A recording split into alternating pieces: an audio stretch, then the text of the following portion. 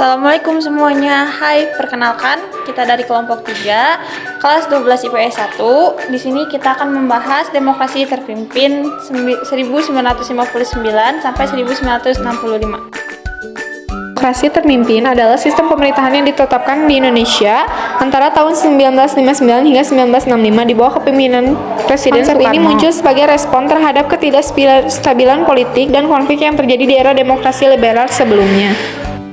Latar belakang demokrasi terpimpin di Indonesia dipicu oleh krisis politik dan sosial pasca revolusi, di mana banyak partai bersaing untuk kekuasaan. Soekarno sebagai presiden berusaha menciptakan stabilitas dengan mengusulkan sistem mengintegrasikan berbagai kekuatan politik melalui konsep Nasakom. Meskipun tujuannya adalah untuk menyatukan sistem, ini menyebabkan pengekangan terhadap oposisi dan meningkatnya dominasi militer. Ketidakpuasan yang mendalam di kalangan berbagai elemen masyarakat akhirnya berujung pada krisis yang mengarah pada kudeta 1965.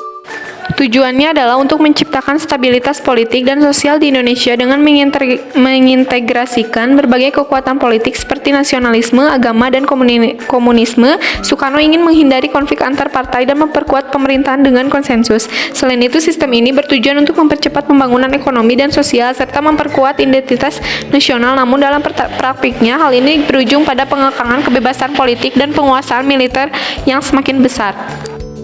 Kebijakan ekonomi menerapkan sistem ekonomi terencana dengan program pembangunan infrastruktur, nasionalisasi perusahaan asing, dan penekanan pada sektor pertanian dan industri.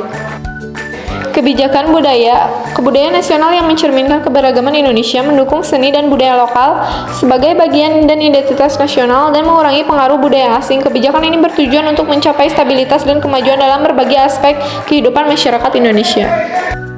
Kebijakan sosial mendorong persatuan dan kesatuan masyarakat melalui pendidikan dan propaganda nasionalisme serta program-program untuk meningkatkan kesejahteraan rakyat.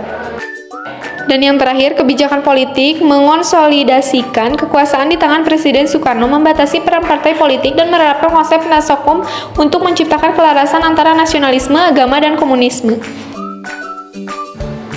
Dampak dari demokrasi terpimpin yang pertama ada stabilitas politik. Meskipun menciptakan stabilitas politik dalam jangka pendek, konsentrasi kekuasaan di tangan Soekarno juga menyebabkan otoritarianisme dan pengurangan partisipasi politik.